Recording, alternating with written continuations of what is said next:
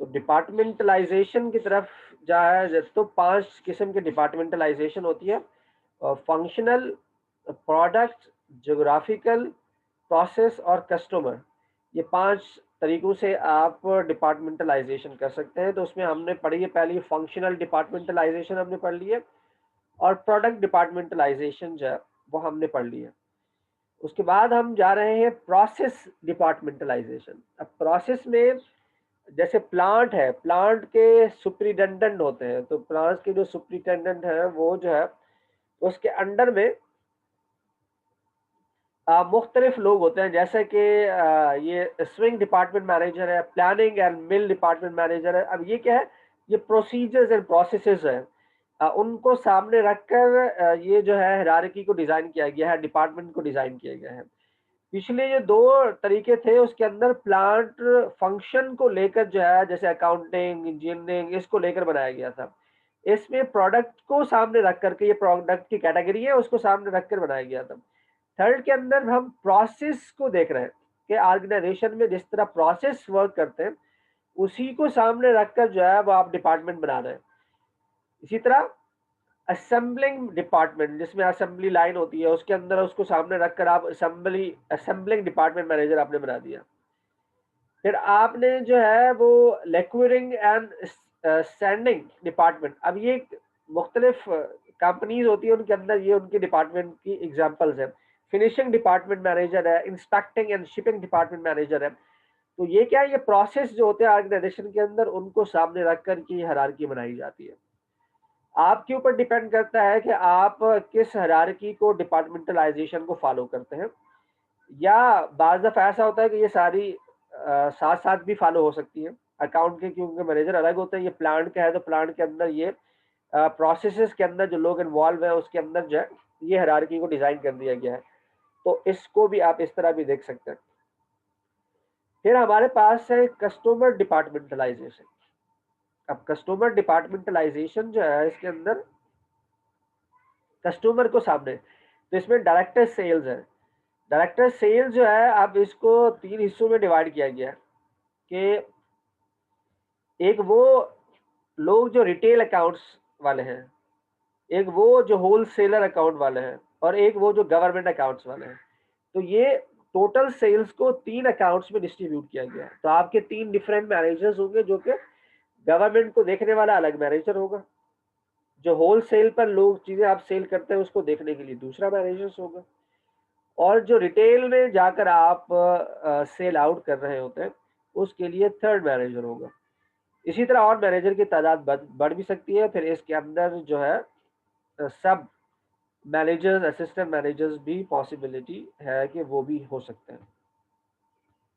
तो ये कस्टमर को सामने रखकर आपने डिपार्टमेंटलाइजेशन किया। फिर ज्योग्राफी को सामने रखकर आप डिपार्टमेंटलाइजेशन करते हैं, ज्योग्राफिकल डिपार्टमेंटलाइजेशन। अब ज्योग्राफिकल डिपार्टमेंटलाइजेशन जो है वो क्या होती है, उसके अंदर यह है कि एक सेल्स का वाइस प्रेसिडेंट बना दिया। अब आपके पास डिफरेंट रीजन में आपने डिस्ट्रीब्यूट कर दिया, आपने टोटल जो ज्योग्राफिकल रीजन्स हैं, तो उसमें जैसे अगर हम लें तो इसने वेस्टर्न रीजन दिया है, साउथर्न रीजन दिया है, मिड वेस्टर्न और ईस्टर्न रीजन दिया है। अगर आप पाकिस्तान के अंदर जो है देखेंगे, तो पाकिस्तान के अंदर जो है वो हमारे पास ये 4 तरह की जो है वो सेल्स इसके अंदर जो है वो अवेलेबल होती है। मतलब रीजन आप सिंध,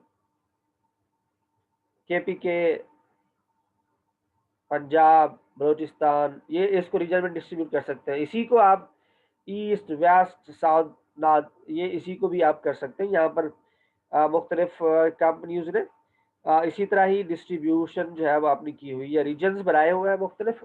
कराची के भी इवन बहुत सारे जो बैंक्स हैं उन्होंने अपने मुख्तलिफ रीजन्स बनाए हुए हैं। फिर उन रीजन्स का एक हेड बनाया हुआ है, वो डायरेक्टर भी होता है, बाज़ जगहों पे जनरल मैनेजर्स होता है, बाज़ जगहों पे अलग-अलग डिज़िग्नेशन उन्होंने दी हुई होती है, और उसके अंडर में ये सारे लोग जो है वो काम कर रहे होते हैं। कोई आपका सवाल, कोई क्वेश्चन आपका हो तो आप पूछ लीजिए। अदरवाइज मैं आपसे 1 बाय 1 करके सवाल पूछूंगा।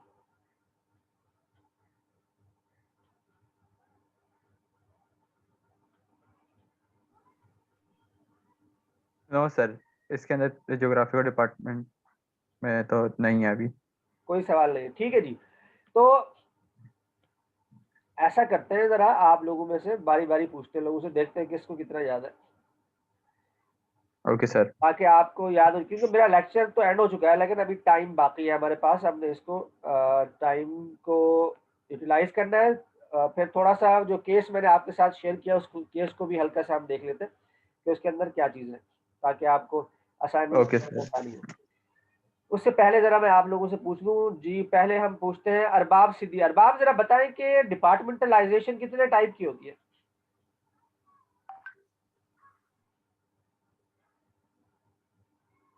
अरबाब।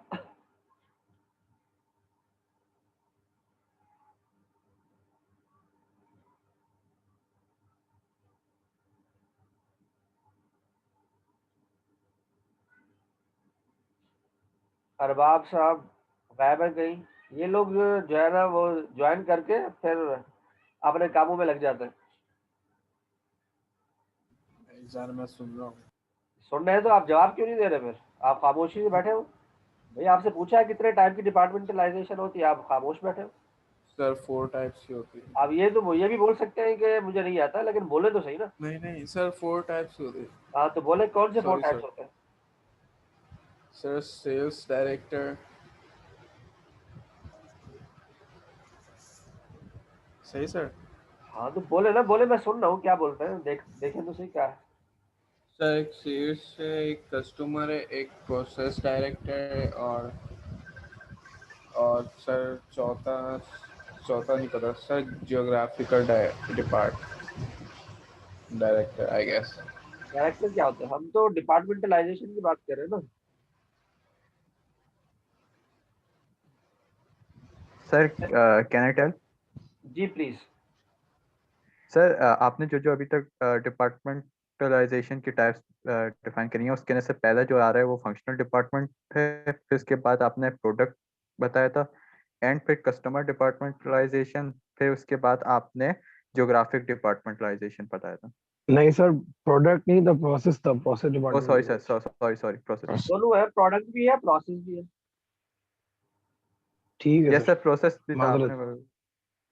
ये ज्योग्राफिकल हो गया, ये कस्टमर हो गया, ये प्रोसेस हो गया, ये प्रोडक्ट हो गया, सॉरी। ये जी फंक्शन हो सर। गया।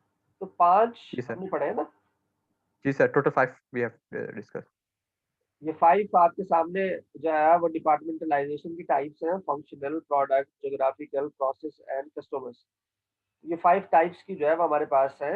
इनको आप याद रख लें कि कितने टाइप्स की आपकी जो है वो डिपार्टमेंटलाइजेशन होती है। तो ये 5 टाइप्स होते हैं जिसके अंदर डिपार्टमेंटलाइजेशन होती है, 5 टाइप्स की। जी दानियाल कह रहे हैं कि 5 टाइप्स की जो है वो डिपार्टमेंटलाइजेशन होती है। जी दानियाल, बिल्कुल 5 टाइप्स की डिपार्टमेंटलाइजेशन होती है। थोड़ा सा हम पीछे जाते हैं ताकि बाकी दूसरी जो चीज़ें उन्हें भी रिवाइज कर सकें। ये पर्पस है ऑर्गेनाइजेशन के। जो हम ये स्ट्रक्चर और ये डिज़ाइन, ये क्या है, ये ऑर्गेनाइजिंग जो हमारा फंक्शन है। लास्ट क्लास के अंदर और उससे लास्ट क्लास के अंदर हमने पढ़ा था प्लानिंग। प्लानिंग और फिर स्ट्रेटेजिक मैनेजमेंट की प्लानिंग जो होती है वो हमने कल क्लास, अभी हम ऑर्गेनाइजिंग पढ़ रहे हैं। आगे ये 2 क्लासें हमारी ऑर्गेनाइजिंग पे निकलेंगी, फिर उसके बाद हम बात करेंगे लीडिंग के ऊपर। ठीक है, जिसके अंदर ज़्यादातर ह्यूमन रिसोर्स मैनेजमेंट की बात करेंगे, फिर कंट्रोलिंग के ऊपर जो है वो हम जाएंगे। तो ये हम दूसरा फंक्शन जो है वो पढ़ रहे हैं। ठीक है, तो हमने जो है वो ऑर्गेनाइजेशनल स्ट्रक्चर की डेफिनेशन पढ़ी है, जिसका मतलब है कि the formal arrangement of a jobs within the organization. जो जॉब्स का फॉर्मल अरेंजमेंट होता है उसको स्ट्रक्चर कहते हैं। डिजाइन के अंदर, ऑर्गेनाइजेशन डिजाइन के अंदर जो है वो 6 की एलिमेंट्स हमने पढ़े हैं। वर्क स्पेशलाइजेशन पढ़ी है, डिपार्टमेंटलाइजेशन पढ़ी है, चेन ऑफ कमांड पढ़ा है, स्पेन ऑफ कंट्रोल पढ़ा है, centralization and decentralization and formalisation. तो ये हर एक का चेन ऑफ कमांड आ गया जी। चेन ऑफ कमांड क्या होती है, कोई बताएगा?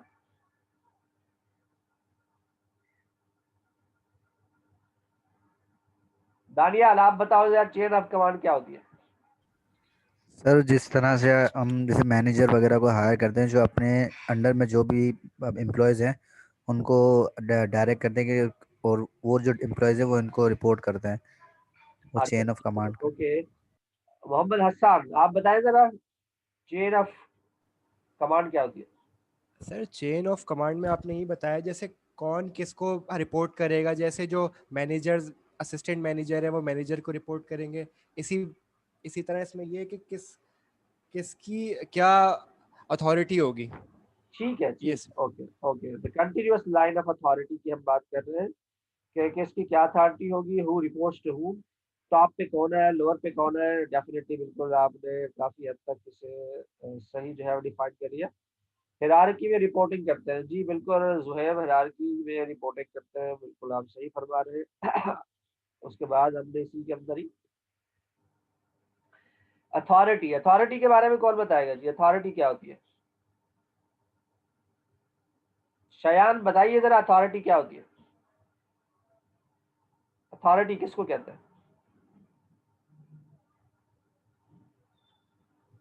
सर अथॉरिटी सर जी वो है कि जो मैनेजेरियल पोजीशंस को दी जाती है, जैसे मैनेजर को दी जाती है, कि उसको बताया जाता है कि वो अपनी टीम को क्या काम करवाए और उससे क्या एक्सपेक्ट किया जाता है। ठीक है, मतलब मैनेजर के पास जो पोजीशन होती है उसके अंदर जो अथॉरिटी होती है, जिससे जो है वो मैनेजर को ये राइट्स दिए जाते हैं कि वो अपने जो लोग हैं जो उसके अंडर में सबऑर्डिनेट है उनको काम असाइन कर सके और उनसे वो काम ले सके।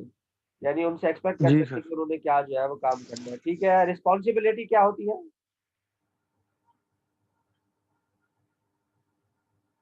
उजैफ अली, रिस्पॉन्सिबिलिटी किसको कहते हैं? सर उजैफ बताएगा, उजैफ जी, उजैफ यस रिस्पॉन्सिबिलिटी किसे कहते हैं? सर एक मिनट।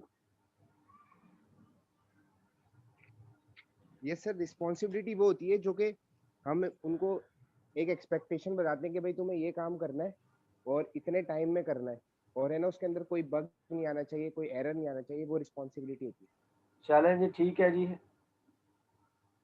एप्लीकेशन या एक्सपेक्टेशन जो है वो आप बता रहे हैं। है। Yes sir. Unity of command क्या होती है, ये कौन बताएगा? यूनिटी ऑफ कमांड, सर मैं बताऊं?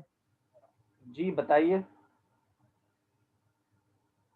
सर मतलब ये होता है कि आपको है ना, ये होता है कि आपको है ना एक ही को रिपोर्ट करना है, कि है ना मल्टीपल्स लोगों को रिपोर्ट नहीं करना होता। तो एरर मतलब कोई ऑर्गेनाइजेशन में अगर ऐसा होता है ना कि मल्टीपल्स लोगों को रिपोर्ट करना होता है, तो ये मसला हो जाता है। तो इसलिए ना यूनिटी ऑफ कमांड इस तरह होती है कि आपको सिर्फ एक ही मैनेजर को या कोई भी है उनको सिर्फ एक को ही रिपोर्ट करना है।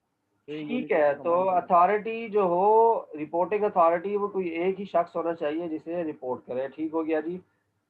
उसके बाद है स्पेन ऑफ कंट्रोल। तो स्पेन ऑफ कंट्रोल को जो है वो, हसन है। मैं उमर आप बताऊं मैं? बताइए, स्पेन ऑफ कंट्रोल क्या होता है?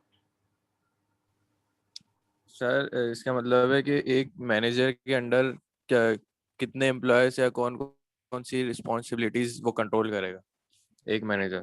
ठीक है, एक मैनेजर कितना जो है वो लोगों को कंट्रोल कर सकता है इफेक्टिवली एंड एफिशिएंटली, इसको स्पेन ऑफ कंट्रोल कहते हैं। अच्छा जी, इसके अंदर ये वाला जो है ये बताएंगे जनाब फाइक नासिर, आप बताइए कि सेंट्रलाइजेशन में और डिसेंट्रलाइजेशन में क्या डिफरेंस है? फाइक नासिर, हेलो जी। जी जी बोले। सर सेंट्रलाइजेशन आई थिंक मतलब पुश अप होती है, अपवर्ड्स, और डिसेंट्रलाइजेशन पुश डाउन होती है डिसीजन मेकिंग में। जो हाँ, मैनेजर्स थोड़ा सा जरा ब्रीफ बताए ना। जैसे मतलब मैनेजर्स के बाद असिस्टेंट मैनेजर, फिर असिस्टेंट मैनेजर के बाद एम्प्लॉयज। तो ये जो पुश जा रहा है, ये जो पुश जा रहा है, ये पुश डाउनवर्ड्स हो रहा है। और पुश अपवर्ड्स का मतलब असिस्टेंट मैनेजर और उससे रीच आउट कर रहे हैं, मैनेजर्स को बता रहे हैं कि क्या प्रोसेस चल रहा है। आई थिंक ये सर। अच्छा ठीक है,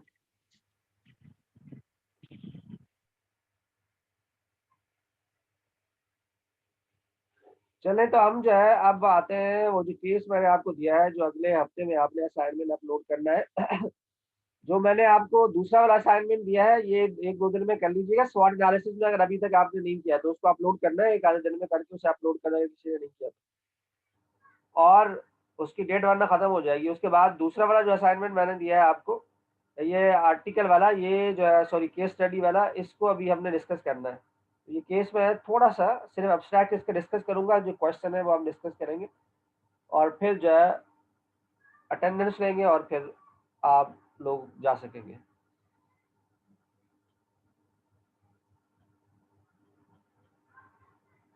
तो ये देखें, ये एक हमारे पास केस है जो Asian journal of management cases से दिया गया है।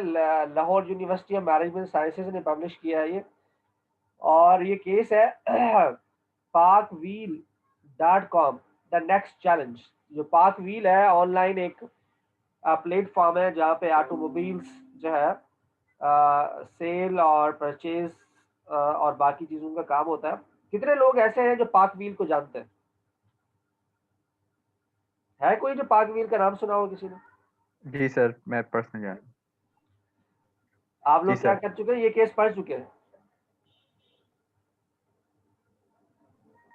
नहीं सर, नहीं पढ़ सर, हमने नहीं पढ़ा। केस नहीं पढ़ा, लेकिन हाँ, जानते हैं पाकवीज के बारे में इंफॉर्मेशन है। तो पार्क व्हील के कार बारे में के सेलिंग के बारे में। ठीक है। तो पार्क व्हील जो पाकिस्तानी एक कंपनी है उसके बारे में ये केस है कि दी नेक्स्ट चैलेंज के नाम से, कि ये कंपनी है जो कि कई सालों से चल रही है। 2017 में ये केस पब्लिश किया गया है और इसका मतलब है ये इससे पहले की स्टोरी है, 2017 से पहले की स्टोरी होगी जो कि इस केस के अंदर डिस्कस की गई है। ये लोग हैं जिन लोगों ने जो है इसको लिखा है, 2 लोग हैं, एक में फरा आरिफ है और एक में सारा सुनील सरफराज हैं। ये 2 लोग हैं जिन लोगों ने इस केस को जो है वो लिखा है। हम एब्स्ट्रैक्ट को थोड़ा सा पढ़ लेते हैं जरा। फाइक नासिर, आप इस एब्स्ट्रैक्ट को पढ़ें जरा। एब्स्ट्रैक्ट के बाद this case features the challenges, यहाँ से स्टार्ट करें जरा। नजर आ रहा है ना आपको? जी सर, जी पूरा जी एब्स्ट्रैक्ट पढ़ो। जी, एब्स्ट्रैक्ट को आप पढ़ें बिल्कुल। ओके, एक सेकंड।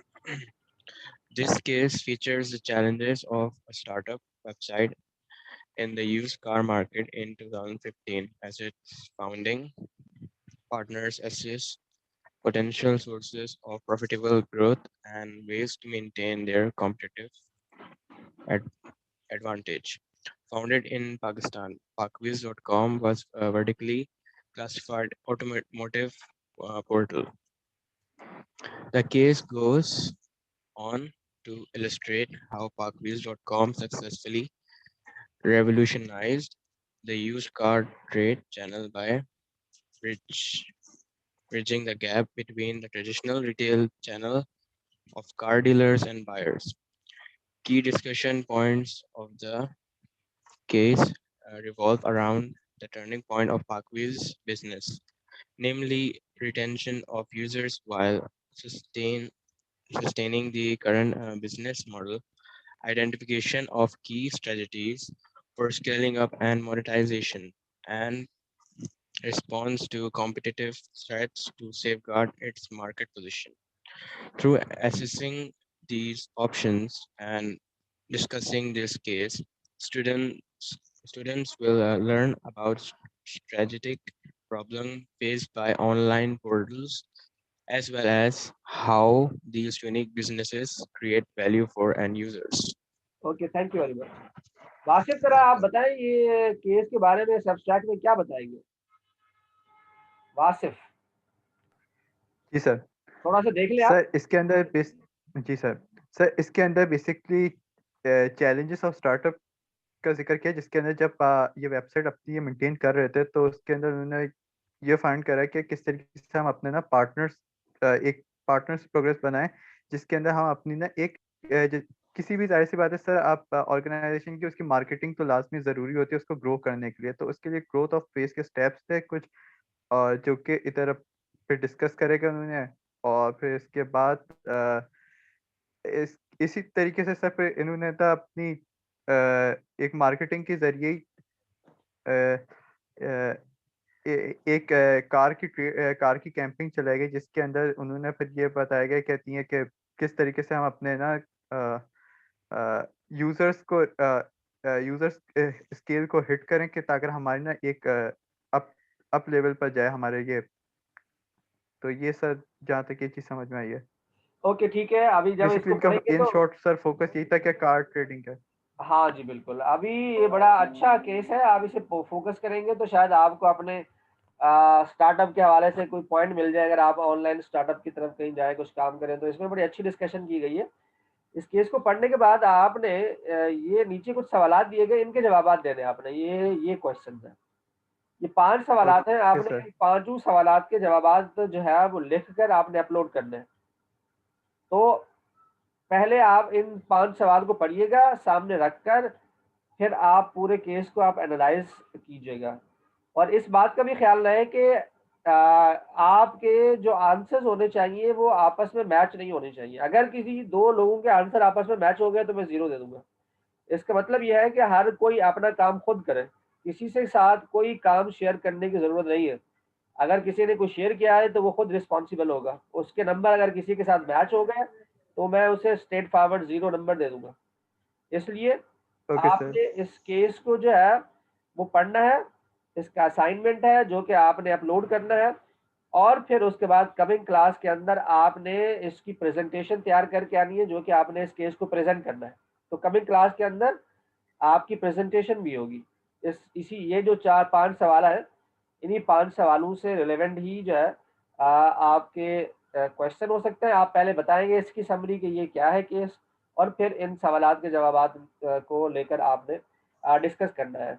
तो तमाम लोग जो यहाँ बैठे हुए हैं 5 से 7 मिनट हर एक को मिलेंगे। 5 मिनट के अंदर आपने इस केस को जो है डिस्क्राइब करना होगा, और दैट्स इट। तो अगली जो हमारी क्लास आ रही है उसके अंदर तमाम लोगों को आप ये अपडेट कर दीजिएगा कि वासिफ के प्रेजेंटेशन के लिए आगे मैं टाइम नहीं दूंगा। जो जिसने करनी है कमिंग क्लास के अंदर अपनी प्रेजेंटेशन और असाइनमेंट को ठीक है सर, कंप्लीट करके जमा मैं करना है। क्योंकि उसके बाद व्हाट्सएप पर फिर एक रिमाइंडर मैसेज कर दूंगा। हाँ बिल्कुल, क्योंकि उसके बाद फिर क्या होगा कि ये हमारे एग्जाम भी आने वाले हैं शायद।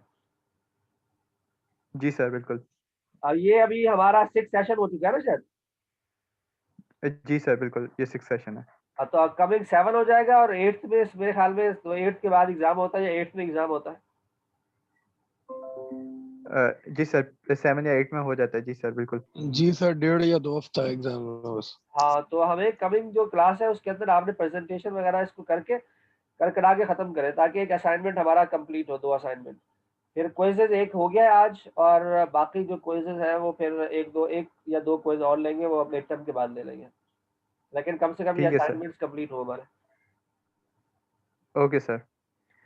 और किसी का कोई सवाल अगर है तो वो पूछ सकता है, अदरवाइज मैं जो है इसको, आप अगर चाहें तो इसको ग्रुप में भी कर सकते हैं। क्या आप ग्रुप में करना चाहेंगे ये असाइनमेंट?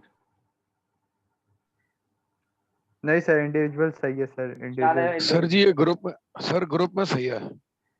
ग्रुप आपके फिर मसाइल इतने होंगे कि ग्रुप में करते करते आप बोले ग्रुप नहीं बना, ये नहीं हुआ, वो नहीं हुआ, वो जो जी है सर, नहीं असल में सर, यही नहीं अ, सर। अच्छा ये हो सकता है जो ग्रुप में करना चाहे वो ग्रुप में कर ले। जी ग्रुप में जो करना चाहे ग्रुप में कर ले, लेकिन आप जो है वो 3 का ग्रुप बना सकते हैं। आप अगर ग्रुप में बनाना चाहें तो 3 में आप कर सकते हैं, लेकिन आपसे एक्सपेक्टेशन जो है वो एक इंडिविजुअल से ज्यादा होगी, ये याद रखना। Mean sir situation. एक इंडिविजुअल जो असाइनमेंट करके आएगा उससे आपसे ज्यादा एक्सपेक्टेशन होंगी जो आप 3 लोग करके आएंगे। असाइनमेंट तो तीनों का अलग अलग ही होगा ना, ग्रुप पार्टनर्स का। अलग अलग उनके कैसे? अपने सिचुएशन उनकी अपनी रिपोर्ट के हिसाब से। अलग अलग नहीं होगा बेटा, एक ही होगा। असाइनमेंट एक होगा, तीनों आपने अपने उससे पोर्टल में जमा कराएंगे। अच्छा एक ही असाइनमेंट का सर। ये एक ही सब लोग अलग अलग आप उसको सॉल्व करेंगे, इकट्ठे एक रिपोर्ट बनाएंगे, और वो एक रिपोर्ट सब लोग अपलोड करेंगे। अपने अपने ग्रुप का नाम लिखेंगे और सबके नाम लिखे हुए होंगे हर रिपोर्ट पर, और सब लोग अपलोड करेंगे। सर वो मैं उस रिपोर्ट की बात कर रहा हूँ जो आपने एक रिपोर्ट बनवाई थी अभी हम लोगों से। वो तो बना रहे हैं ना जैसे आप क्या लोग। चाहते। हाँ, वो आप साथ साथ जी जी बनाते रहे, वो एक अलग चीज है, उसको आप बनाए आप। वो तो मैंने इंडिविजुअल सही की है है। ना, जी जी जी। उसको छोड़ दे, वो हो गया। वो इंडिविजुअल असाइनमेंट मैंने ऑलरेडी आपको दिया हुआ है, उसमें कोई चेंज नहीं है। इसकी बात कर रहा हूँ मैं, ये जो है। सर वो सही है सर।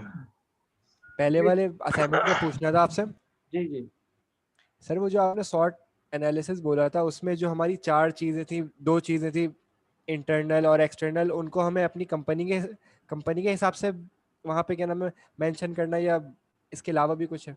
नहीं नहीं, जो आप कंपनी जो है, जो स्टार्टअप आप बना रहे हैं ना, फिजिबिलिटी रिपोर्ट जिस कंपनी की, उसको सामने रखकर आपने स्वॉट एनालिसिस करना है भाई। मतलब सर जो सॉर्ट एनालिसिस में जो हमारी इंटरनल और एक्सटर्नल जो हमारी होंगी कि उसमें उसके अब हिसाब से बिल्कुल करें या फिर? ठीक है सर, ठीक है। उसी हिसाब से करेंगे, और किस हिसाब से करेंगे? आप उस लेक्चर में नहीं थे क्या? नहीं नहीं सर, मैं था लेकिन पूछ लिया आपसे फिर भी। अच्छा ठीक है, अगर आप थे तो आप वो वीडियोस वगैरह भी मैंने अपलोड कर दिए, लेक्चर भी पढ़ा हुआ है, तो उसको देखकर भी आपको थोड़ा अंदाजा हो जाएगा। ठीक है सर, शुक्रिया। ठीक है जी, अब हम अटेंडेंस ले लेते हैं। अगर किसी का कोई सवाल नहीं है तो, अगर सवाल है तो आप सवाल पूछिए, नहीं तो फिर मैं अटेंडेंस ले रहा हूँ।